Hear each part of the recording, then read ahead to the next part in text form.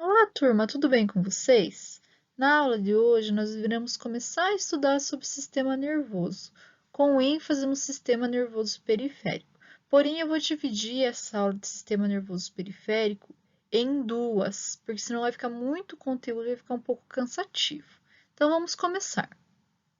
Antes de conhecermos a farmacologia do sistema nervoso, vamos relembrar a fisiologia desse sistema, as características fisiológicas desse sistema, para poder compreender corretamente como os medicamentos vão funcionar no sistema nervoso.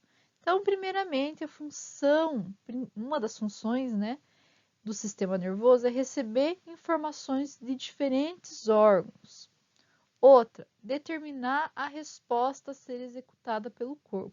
Muitas vezes a gente recebe a informação, o sistema nervoso central recebe a informação do sistema nervoso periférico, já vou falar qual que é a diferença de um e de outro, e ele vai executar uma função, vai executar uma resposta. Algumas vezes não, e ele vai armazenar informações. Então, agora que vocês estão sentados aí assistindo a aula, vocês não vão ter nenhuma resposta imediata.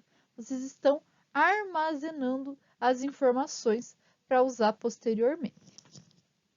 O sistema nervoso ele vai ser composto principalmente por neurônios e células glia. Os neurônios eles vão ser responsáveis por levar a informação de um órgão para o sistema nervoso central ou do sistema nervoso central para o órgão. Já as células glia, elas vão proporcionar suporte e nutrição para os neurônios. Nós vamos falar um pouquinho delas quando a gente for falar de barreira hematocefálica, mas não vou entrar muito em detalhes com elas neste momento. Vamos relembrar a estrutura dos neurônios. Então, ele vai ser composto por corpo celular, onde a gente vai ter organelas, núcleo e também vai ser responsável pela síntese proteica. A maioria dos neurônios ele vai ter esse formato, mas a gente vai ter neurônios que têm outros formatos e com certeza vocês já viram em fisiologia, só para relembrar vocês. Nós temos também os dendritos. Os dendritos vão ser responsáveis por receber o sinal de outras células. Então, é aqui que os neurotransmissores vão atuar. O axônio, por sua vez, vai ser o responsável por levar o impulso nervoso para as outras células. Então, o axônio, a gente já vai ver, ele vai despolarizar e isso vai fazer com que o impulso nervoso corra pelo axônio. Já no finalzinho do axônio, nós temos a terminação nervosa ou terminal sináptico. É aqui onde nós vamos ter a liberação de neurotransmissores. Esses neurotransmissores, então, eles podem estar atuando em outros neurônios ou na célula-alvo. E como que ocorre o impulso nervoso? Então, primeiramente, o neurônio ele recebe um estímulo. Esse estímulo vai ser então enviado para o meu axônio. Quando esse estímulo chega no axônio, ocorre então a abertura de canais de sódio. Quando abre os canais de sódio, nós temos aí a despolarização da membrana. Olha aqui no primeiro neurônio, estão vendo que está com cargas positivas? Então, quando o impulso nervoso chega, o sódio, que era extremamente positivo e estava fora da minha célula, ele vai entrar para dentro da célula, levando a carga positiva para dentro da célula e ficando despolarizado fora da célula. O que acontece? Quando o estímulo percorre a célula, então ele vai sempre, quando está negativo aqui, ele vai estimular a abertura de canais de entrada de sódio no resto do meu axônio. Quando ele vai percorrendo, a minha célula, o meu axônio, ele vai repolarizando. Mas, professora, se ele está negativo aqui, ele poderia ir para frente ou para trás, não poderia? Não. Ele sempre vai ser unidirecional, ele sempre vai da direção do meu corpo celular para o terminal axônico. O meu neurônio ele tem a capacidade, depois que ele é repolarizado, ele tem um tempo para poder ser despolarizado novamente. E isso é importante, por isso ele fica unidirecional, tá? Qualquer dúvida, me mandem uma mensagem se vocês não entenderam bem o impulso nervoso, mas eu acredito que vocês já viram, por isso eu só estou relembrando como acontece esse impulso nervoso. Como você já sabe, o meu sistema nervoso ele vai ser dividido em sistema nervoso central e periférico. O sistema nervoso central ele vai ser composto por encéfalo e medula espinhal. Já o sistema nervoso periférico ele vai ser composto por nervos cranianos, nervos espinais ou raquidianos e nervos periféricos. O sistema nervoso periférico ainda ele é dividido em sensorial, somático e autônomo. O sensorial é aquele capaz de sentir as sensações e vai levar esses sinais pro sistema nervoso central. O somático, ele é um sistema onde nós temos autonomia, então nós conseguimos controlar, que são os nervos motores. Já o autônomo, nós não conseguimos controlar, nós não temos autonomia, ele é voluntário.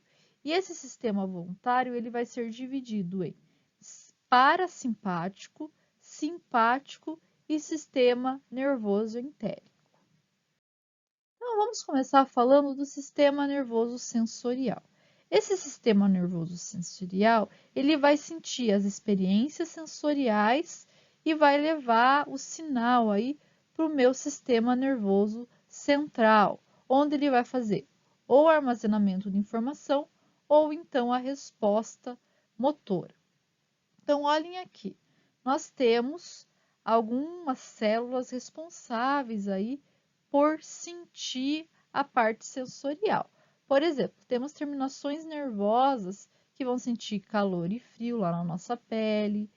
Temos também o corpúsculo de Pacini, que ele vai sentir a pressão. Temos o corpúsculo de Meissner, que vai sentir o tato. Também nós vamos ter aí algumas sensações no músculo, que vai sentir a dor, também nas articulações. E essas células, juntamente com o sistema nervoso periférico, vai levar essas informações para o sistema nervoso central.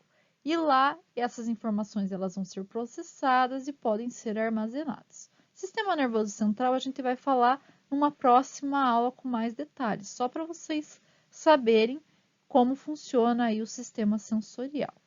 O sistema sensorial, como ele vai conduzir informações do sistema nervoso periférico para o sistema nervoso central, nós vamos ter aí conexões aferentes. Vocês já ouviram falar isso, então só estou relembrando. Quando o meu corpo ele leva informações do sistema periférico para o sistema nervoso central, as informações são aferentes. Quando a gente tem informações do sistema nervoso central para o sistema nervoso periférico, as informações são eferentes. O sistema nervoso somático ou sistema nervoso motor, ele vai ser composto por um neurônio clássico, igual aquele que eu mostrei no desenho para vocês. Ele vai ter somente um axônio, vai ser composto, esse axônio ele vai ser extremamente longo, tendo aí até mais de 1 metro de comprimento. Esse axônio ele vai sair diretamente do meu sistema nervoso central e vai chegar até ao meu músculo, não tendo nenhuma outra ligação, não tendo nenhum contato com outro neurônio. Então, ele leva diretamente o sinal até o músculo. A sinapse entre o neurônio somático e a fibra muscular acontece numa região chamada junção neuromuscular. Então, vai ser entre a fibra muscular e o neurônio, e o terminal sináptico. Vocês já vão ver na próxima figurinha ali que eu coloquei para vocês. Os neurotransmissores responsáveis aí pela contração muscular vai ser a acetilcolina. E a acetilcolina, ela interage em receptores colinérgicos. Ela pode interagir com receptores colinérgicos muscarínicos e nicotínicos. No caso do sistema nervoso somático, ela vai atuar em receptores nicotínicos. Então, não esqueçam disso. Acetilcolina é o neurotransmissor responsável e ela vai atuar em receptores colinérgicos nicotínicos quando a gente fala de sistema nervoso somático. E como que ocorre a liberação da acetilcolina? Eu vou falar bem resumidamente, porque eu sei que vocês já viram isso em fisiologia, só para a gente relembrar. Então, nosso neurônio ele vai receber um estímulo e então vai gerar o impulso nervoso. Esse impulso nervoso ele vai ser transmitido pelo meu axônio até a junção neuromuscular. O que é a junção neuromuscular? É a terminação axonal, terminação sináptica, juntamente com a placa motora, com a fibra motora. Então, aqui vai ser onde vai ocorrer a sinapse. Sinapse do muscular, sinapse somática ocorre na junção neuromuscular. Então, quando esse estímulo chega aqui na minha junção neuromuscular, eu já vou passar aqui para baixo. Ele vai ter um potencial, né? Gerou um estímulo e vai estar aí despolarizado. Essa despolarização vai fazer com que ocorra a abertura de canais de cálcio no meu terminal sináptico. Essa abertura de canais de cálcio faz com que os cálcios entrem dentro do terminal sináptico e o cálcio, então, ele vai estar envolvido na liberação do meu neurotransmissor. Quando o cálcio entra, o neurotransmissor vai ser liberado. No nosso caso aqui, a acetilcolina. A acetilcolina, então, ela vai atuar lá nos receptores colinérgicos. Como eu falei para vocês, nós temos receptores colinérgicos muscarínicos e nicotínicos. No caso aqui do nosso músculo, vão ser receptores nicotínicos. Então, quando a acetilcolina ela chega na fenda sináptica, vocês estão vendo aqui, ó, nosso canal de sódio e potássio ele estava fechado. A acetilcolina, então, ela vai se ligar ao receptor nicotínico e o canal de sódio vai abrir. O sódio vai entrar e o potássio vai sair. Quando o sódio entra, ele vai começar a despolarizar a minha fibra muscular e vai gerar, então, um impulso nervoso. Isso, ó, a acetilcolina, ela vai atuar em canais aqui, né, pessoal? Na fibra muscular, em canais iônicos. E então, ele vai ter uma resposta bem rápida, diferente de quando a gente for falar lá de sistema nervoso autônomo, tá? Nesse caso aqui, ela atua nos receptores nicotínicos que estão ligados a canais iônicos, entra sódio, sai potássio. Já o sistema nervoso autônomo, por sua vez, ele está dividido em divisão simpática e parasimpática. E o melhor jeito de distinguir as duas formas é verificar a situação onde elas estão ativas. Então, eu vou explicar para vocês, vou dar um exemplo aqui, de quando está ativo a forma simpática e quando está ativo a forma parasimpática. Quando a gente está aí descansando depois de comer, nosso sistema nervoso ele vai estar em repouso. E quem vai estar atuando vai ser o sistema nervoso autônomo parasimpático, porque a gente está descansando, precisamos aí de energia para a digestão. Já quando a gente está correndo, quando a gente está fugindo, nós temos aí então o sistema nervoso simpático atuando. A gente chama, né, de luta e fuga, porque muitas coisas acabam mudando no nosso organismo para que a gente comece a correr, a fugir. E isso é comandado pela via simpática do meu sistema nervoso autônomo.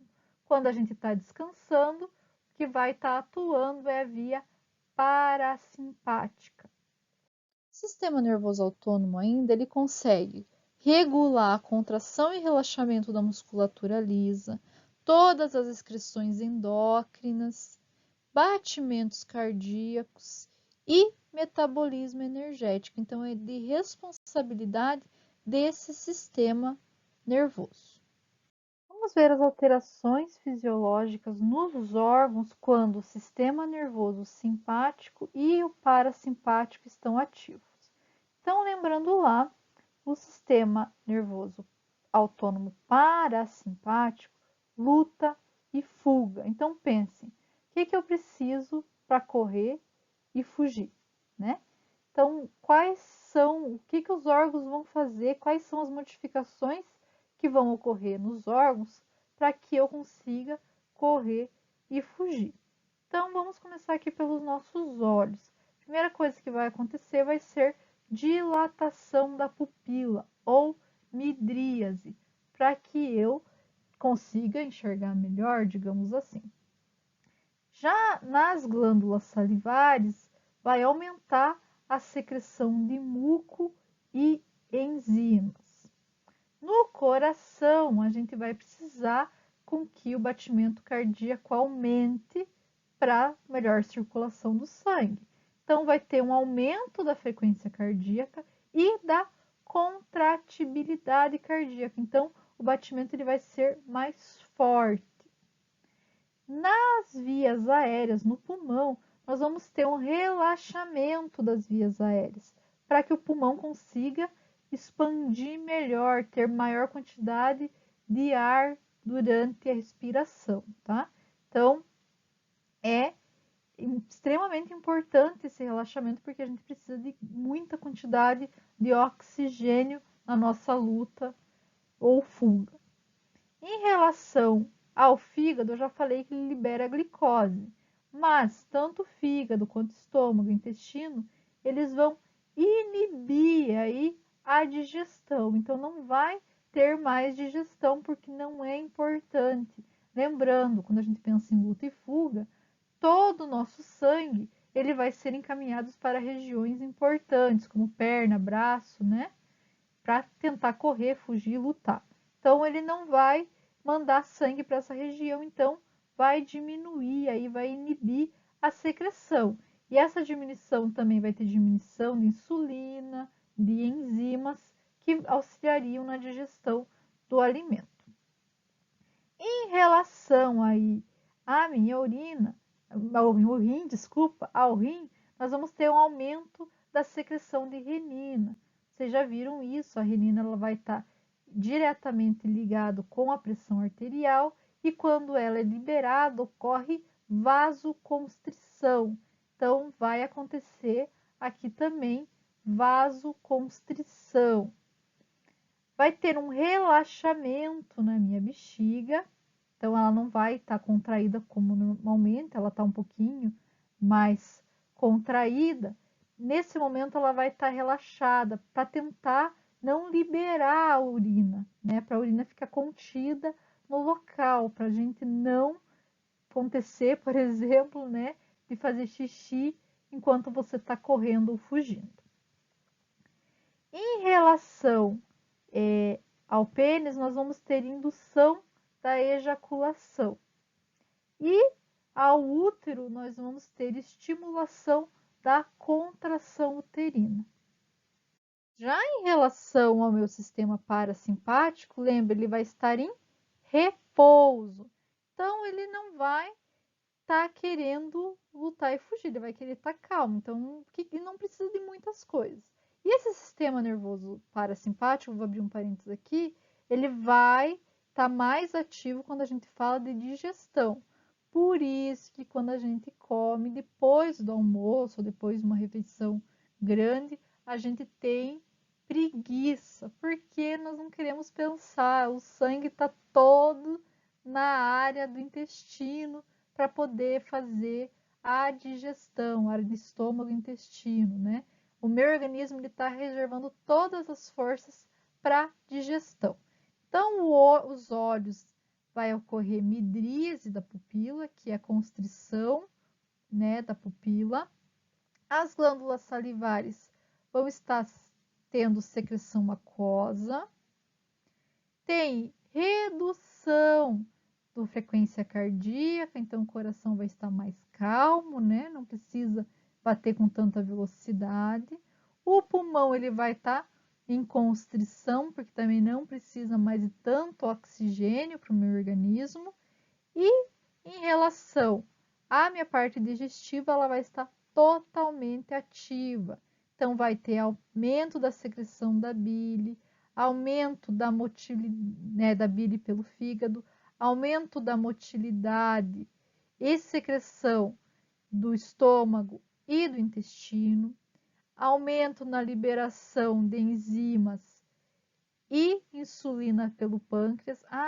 Não sei se ficou bem claro, quem sabe eu tenha feito uma, né, deixei vocês um pouco confuso. A insulina, ela vai ser liberada pelo pâncreas, tá? Não por intestino, pelo pâncreas. Quem sabe ali passou um pouquinho alguma coisa que deixou vocês confusos. Lá nos rins e na bexiga, a gente vai ter liberação da urina. No pênis vai ter indução da ereção. Então, olha aqui, a indução da ereção ocorre pelo sistema parasimpático e a ejaculação pelo simpático. E no nosso útero, a gente vai ter um aumento aí na produção de secreções pelo útero, tá? Ainda no sistema nervoso autônomo, a gente tem o sistema nervoso entérico. Esse sistema nervoso entérico, ele constitui de plexos nervosos intrínsecos do trato gastrointestinal. Isso faz com que eles sejam intimamente interconectados com o sistema simpático e parasimpático. Então, aqui eu coloquei para vocês a imagenzinha de como eles estão extremamente interligados aqui ao nosso sistema nervoso simpático e parasimpático. Mas nós temos uma diferença bem distinta entre o sistema nervoso autônomo e o sistema nervoso entérico. O sistema nervoso autônomo ele vai conduzir informações do sistema nervoso central para o resto do nosso corpo, com exceção, é claro, da musculatura esquelética. Já o sistema nervoso entérico, ele vai ter um centro integrativo naquela região. A gente vai ver um pouco melhor isso quando a gente for falar de sistema gastrointestinal, tá, pessoal? Mas só para vocês saberem. E por ter esse centro integrativo, vai ser suficiente, ele não vai precisar, ele vai ser independente aí do sistema nervoso central, ele não precisa do sistema nervoso central. Já o sistema nervoso simpático e parasimpático, eles não são capazes de funcionar sem o sistema nervoso central. Então, eles são dependentes do sistema nervoso central. O sistema nervoso autônomo, ao contrário do sistema nervoso somático, ele vai possuir dois neurônios, tá? Então, nós vamos ter neurônios pré-ganglionares e neurônios pós-ganglionares. Os neurônios pré-ganglionares vão ser aqueles que vão sair do sistema nervoso central e vão se encontrar aqui ao gânglio autônomo.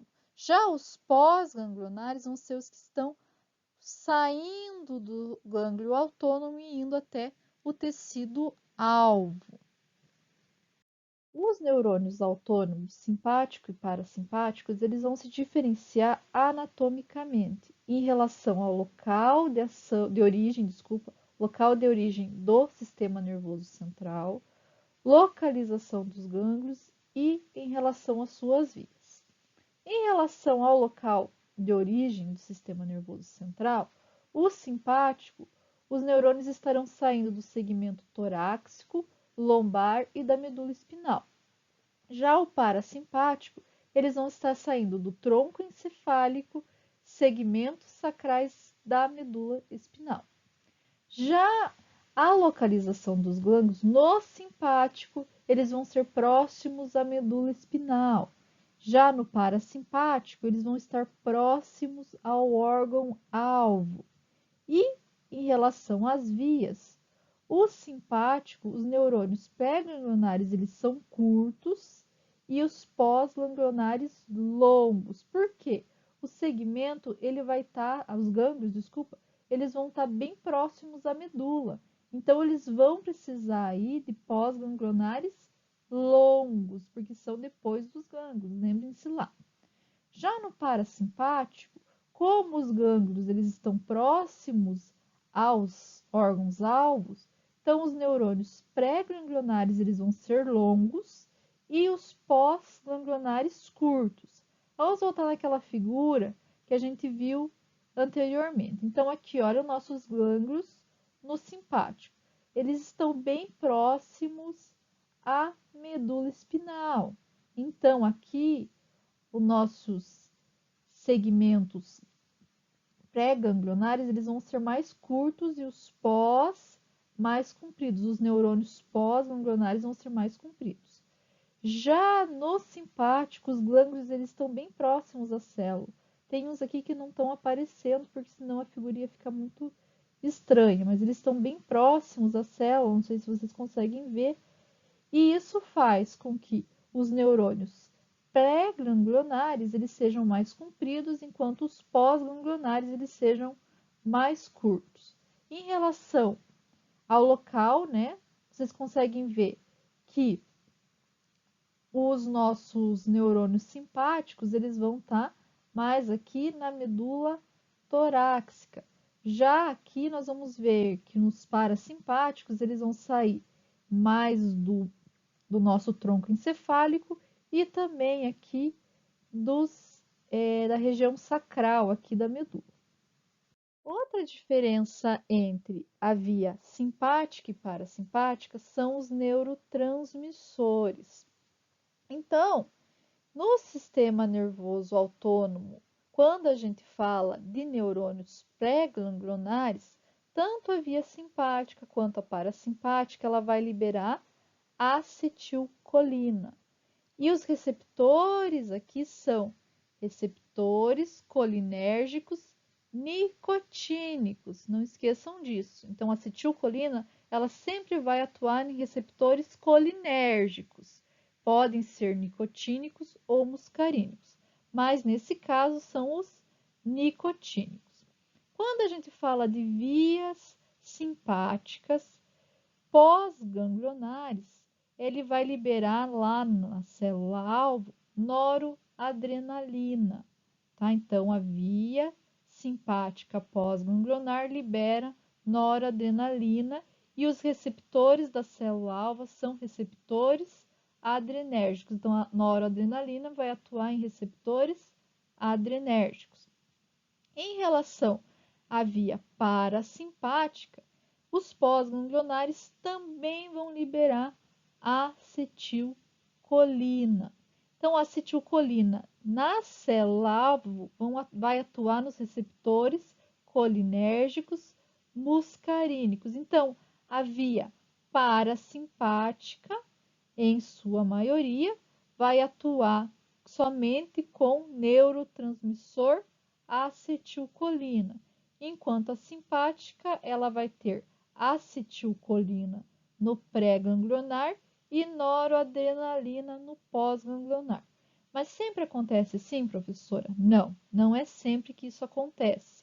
Nós temos um exemplo de neurônio pós-ganglionar simpático, aqueles que atuam lá nas glândulas sudoríparas, que em vez de secretar noradrenalina, secreta acetilcolina. E daí o receptor que vai estar aqui vão ser receptores simpáticos colinérgicos, são conhecidos como receptores simpáticos colinérgicos. Nós também temos um pequeno número de neurônios autônomos que não vão secretar nem noradrenalina, nem acetilcolina, e vão ser conhecidos como neurônios não adrenérgicos, não colinérgicos. E eles vão, né, liberar aí substância P, peptídeo intestinal, adenosina, óxido nítrico e ATP. mas é um pequeno número. A maioria vai atuar dessa maneira que eu estou falando para vocês aqui, tá? Outra coisa importante é lembrar que essa junção entre o nosso neurônio pós-ganglionar e a célula é chamada de junção neuroefetora, porque ela vai fazer com que tenha, né, depois dessa liberação, um efeito na minha célula. Diferente do sistema nervoso somático, o sistema nervoso autônomo ele vai terminar em varicosidades de axônio. Então, o axônio deles vai ter como se fossem essas bolsinhas aqui no finalzinho, várias, uma do lado da outra, onde vai ocorrer a liberação da nossa noradrenalina.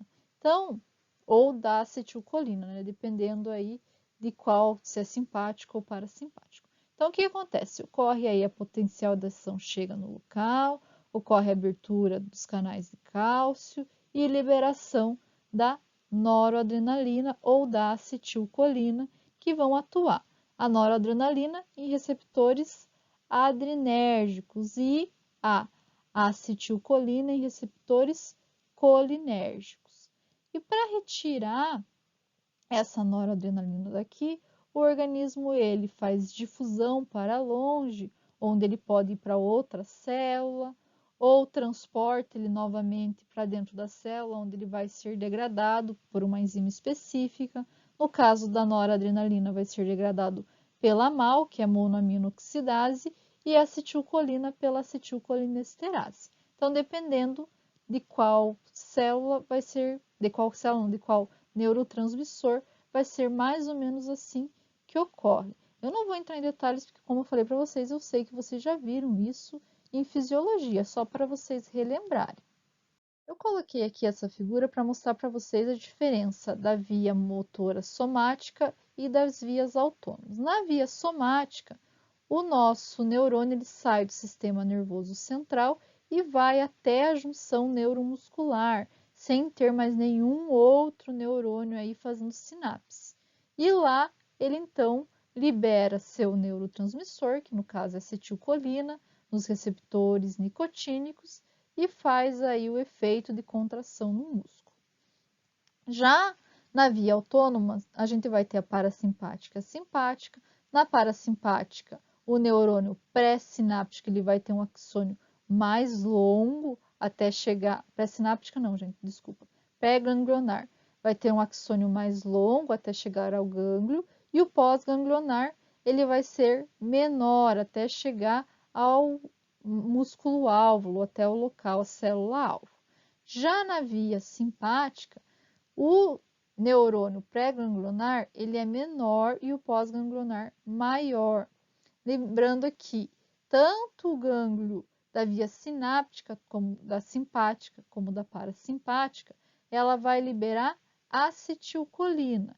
E o neurônio pós-ganglionar, na via parasimpática, vai liberar acetilcolina e na via simpática vai liberar noradrenalina. Gente, às vezes, até eu esqueci de falar antes, mas pode ser que vocês vejam aí como norepinefrina. Também pode ser, é conhecida ou como noradrenalina ou como norepinefrina, tá? E nós temos ainda, que eu não falei, mas só para vocês relembrarem, a via glândula suprarrenal, onde também é uma via autônoma e ele sai aqui, o nosso neurônio, diretamente para a glândula suprarrenal. E lá ela estimula a produção de adrenalina, que também é um neurotransmissor da nossa via simpática, liberando a adrenalina diretamente no sangue. Então, ele estimula essa glândula a produzir adrenalina. E a adrenalina, assim como a acetilcolina da via autônoma, eles vão atuar aí no músculo liso e cardíaco, nas glândulas endócrinas e exócrinas e também no tecido adiposo. Eu coloquei aqui para vocês essa tabelinha para vocês relembrarem os tipos de receptores que a gente tem na célula.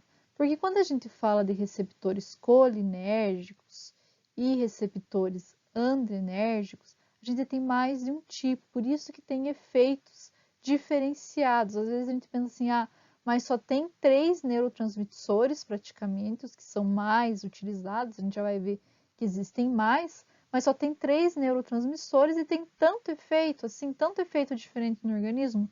Sim, porque a gente tem receptores diferentes. Então, aqui, quando a gente fala de receptores adrenérgicos, a gente tem do tipo beta e alfa. O alfa a gente tem alfa 1 e alfa 2. Beta, nós temos beta 1, beta 2 e beta 3. Quando falamos de receptores colinérgicos muscarínicos, a gente vai ter 5 tipos. Vocês vão ver aí como M1, M2, M3, M4 e M5. Então, vamos ver aqui um exemplo. Por exemplo, quando a gente fala de efeito simpático no coração, eles vão atuar, né? O que vai atuar aqui? Noradrenalina. Ela vai atuar nos receptores beta 1 do coração. Então, vão ser receptores no coração beta 1. E ela vai aumentar a frequência e a força cardíaca. Quando a gente fala de efeitos parasimpáticos, a acetilcolina vai interagir com receptores muscarínicos do tipo 3 e vai diminuir a frequência, vai diminuir a força, vai diminuir a condução do impulso também muscular e também vai ter aí um efeito de bloqueio atrioventricular, tá? Mas não se preocupe que quando a gente for falar de sistema cardíaco, eu vou especificar um pouco mais para vocês o que é isso, tá? Já nos vasos sanguíneos, o efeito simpático, ele vai atuar em alguns lugares constringindo e em alguns lugares dilatando. Então, um lugar ele vai fazer contração e outro lugar vai dilatar. Quando ele atua no alfa, ele faz contração. Então, quando ele atua nos receptores alfa, contração. Quando ele atua nos receptores beta, ele vai dilatar. Entenderam? Por isso que tem diferença. Às vezes eu falei para vocês lá, contrair aqui, dilata aí. É por causa dos receptores. Já o parasimpático, ele somente vai atuar aqui quando a gente fala de vasos sanguíneos, no tecido erétil e nas glândulas salivares, onde ele vai fazer dilatação, beleza? Já nas vísceras, mas também não se preocupem, quando a gente for falar de sistema cardíaco, eu vou relembrar para vocês um pouquinho da fisiologia. Já nas vísceras, nós temos aí atuação do sistema nervoso simpático, tanto em receptores alfa 2, alfa 1, quanto em beta 2. Depende de qual região a gente está falando, porque temos bastante vísceras. Olha, entra aqui brônquio, bexiga, útero, tá? E em relação aos receptores colinérgicos, nós vamos ter aí atuação no M1 e no M3 na sua maioria. Como eu já comentei com vocês, existem outros tipos de transmissores. É claro que a acetilcolina e a noradrenalina são os principais, mas nós temos a adrenalina, que vocês viram que eu já falei também, que atua menos. É que os receptores eles são menos sensíveis à adrenalina, então tem modificação de um local de ação para outro, tá? Mas a maioria vai ser noradrenalina. A noradrenalina e a adrenalina elas vão atuar na mesma região, tá? Só para fazer uma abertura para vocês, mas eu sei que vocês já viram isso. Então eu só estou, como eu falei, revisando para vocês entenderem melhor o sistema nervoso autônomo. Então, antigamente acreditava-se que só existia acetilcolina, noradrenalina e adrenalina. E eles começavam a bloquear ou o receptor ou bloquear a transmissão. E eles perceberam que não estava fazendo o efeito desejado nos fármacos, que o efeito antagonista nesses neurotransmissores não estava tendo o efeito tão esperado. E daí eles descobriram que existem outros neurotransmissores que não vão atuar nesses receptores. Então, eles passaram a ser neurotransmissores conhecidos como não adrenérgicos, não colinérgicos, que são os NANC ou NANC, também vocês podem pronunciar dessa forma. Nós temos então neurotransmissores que vão atuar nos pós-ganglionares e no terminal ganglionar. No terminal pós-ganglionar, nós vamos ter o ATP, peptídeo intestinal vasoativo, noropeptídeo Y e óxido nítrico. Já nos terminais ganglionares, nós temos substância P, 5-hidroxitriptamina, GABA e dopamina. Então, eles vão atuar como cotransmissores muitas vezes, ou seja, na maioria das vezes. Já foi comprovado que quando o neurônio libera, por exemplo, acetilcolina, ele vai liberar juntamente um cotransmissor, por exemplo, substância P, GABA. Então, ele vai sempre liberar os dois juntos e isso vai fazer, então, com que eles tenham uma atuação um pouco mais intensificada, por exemplo. Então, eu coloquei aqui para vocês os exemplos, né, de transmissores que a gente já falou. Tem alguns que são não peptídicos, outros que são peptídicos, e a localização desses neurotransmissores também. E a função. Então, vamos ver alguns exemplos. Não vou falar de todos porque a aula já está bem extensa, então, para não deixar ela mais extensa ainda. Vou pegar aqui um exemplo que atua como cotransmissor da acetilcolina. Então, nós temos o peptídeo intestinal vasoativo. Ele vai estar presente aí nos nervos parasimpáticos, como nas glândulas salivares, e na inervação NANC da musculatura lisa das vias aéreas. Quando ele está lá nos nervos parasimpáticos, ele vai atuar na vasodilatação e como cotransmissor da acetilcolina. Então, a hora que vai ter liberação da acetilcolina, ele é liberado juntamente. Já na musculatura lisa das vias aéreas, ele vai atuar como broncodilatador. Então, vocês veem que a acetilcolina vai ter bastante cotransmissor. Além do peptídeo intestinal, nós temos aí o hormônio liberador de gonotrofina, que vai estar no gânglio simpático, a substância P.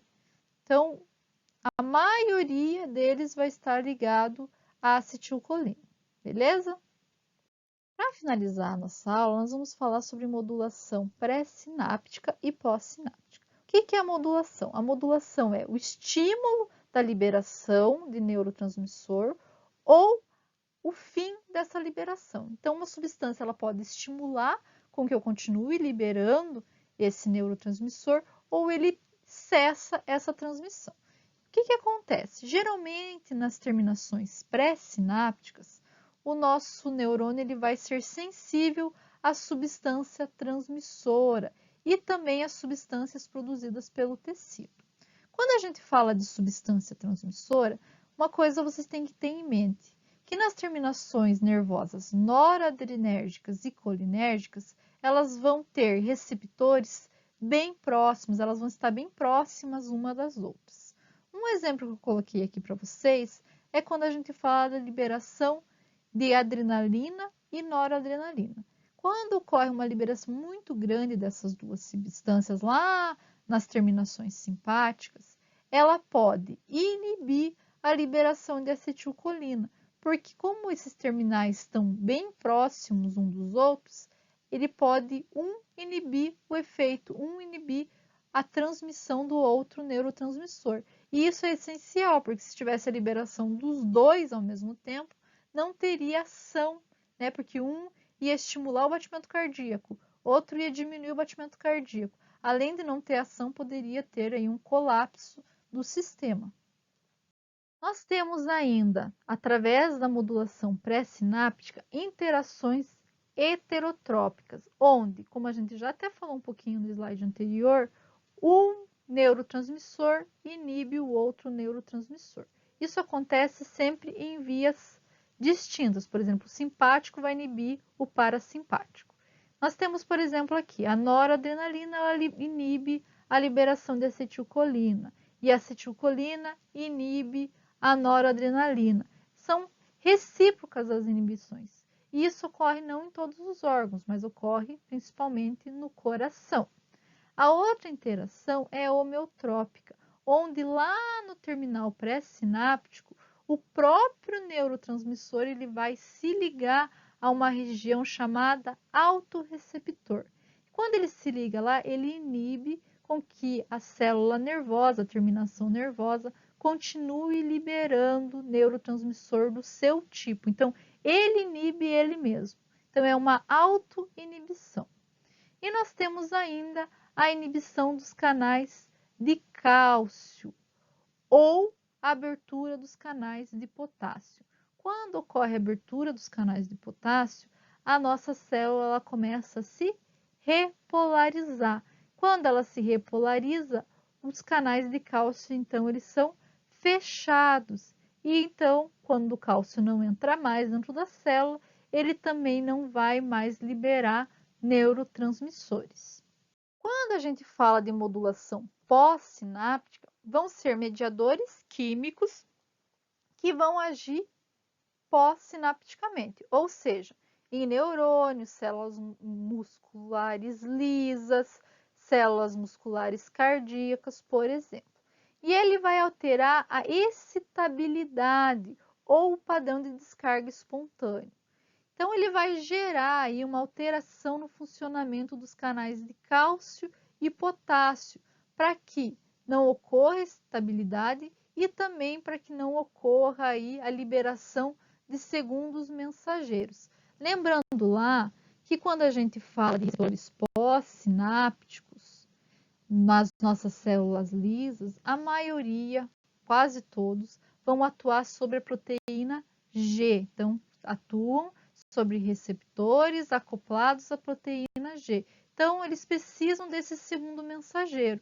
E pode ter alguma alteração com que faça que esse segundo mensageiro não seja liberado. Como eu já falei, a modulação ela pode ser tanto excitatória quanto inibitória. Nós temos efeito excitatório lento, produzido por diversos mediadores, que incluem, por exemplo, acetilcolina, peptídeo, que é conhecido como substância P, sobre muitos neurônios específicos e centrais, resultando aí principalmente numa diminuição da permeabilidade de potássio. Então, se o potássio ele não consegue entrar dentro da célula, o que acontece? A nossa célula vai ficar despolarizada por mais tempo, e isso faz com que eu tenha a entrada, por exemplo, maior de cálcio dentro da célula, e isso faz com que tenha um estímulo, principalmente quando a gente fala de músculo liso. Lembrem-se lá que o músculo liso, ele precisa de cálcio dentro da célula. Então, se a gente tem uma diminuição na permeabilidade de potássio, o cálcio vai entrar mais facilmente e isso vai fazer com que ocorra um estímulo desse músculo, da contração muscular. Quando a gente fala de efeito inibitório, eu coloquei até um exemplo para vocês, quando a gente fala dos opioides. Esses opioides eles vão aumentar a permeabilidade de potássio, desculpa. Quando o potássio entra, diminui a despolarização e isso diminui, então, o estímulo, a contração muscular do músculo liso. Os benzodiazepínicos, por sua vez, eles vão atuar nos receptores GABA e vão facilitar no seu efeito inibitório no local. A gente vai falar sobre receptores GABA um pouco mais na próxima aula. A galantamina, ela atua em receptores nicotínicos. Ela vai atuar como agonista desses receptores e vai ocorrer, então, efeito excitatório, por exemplo, no cérebro. E é um medicamento que está sendo utilizado para pessoas com demência, sabia? É muito interessante esse novo medicamento. Já os neuropeptídeos Y, que é o NPY, ele é liberado como cotransmissor juntamente com a noradrenalina, como a gente já deu uma olhadinha lá atrás sobre ele. Em muitas terminações nervosas simpáticas, ele vai aumentar o efeito vasoconstritor da adrenalina. Quando ele se liga ao seu receptor específico, ele também auxilia aí nessa vasoconstrição. Eu vou finalizar a nossa aula de hoje por aqui, porque senão ela vai ficar muito extensa. Então, eu vou deixar para a próxima aula falar sobre todas as medicações que atuam no sistema nervoso periférico. Eu preferi fazer uma revisão porque eu sei que é um sistema bem complexo.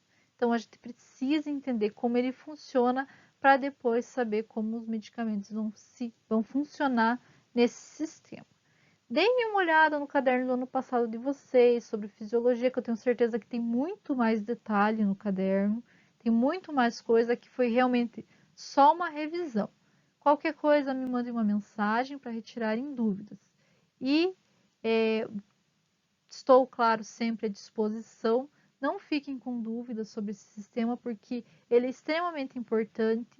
Eu sei que é difícil, mas eu tenho que dar esse sistema primeiro para poder dar os outros sistemas, senão a gente vai sentir falta, né, de como funciona o sistema nervoso, para saber como funciona, por exemplo, o sistema respiratório, como funcionam os medicamentos no sistema respiratório.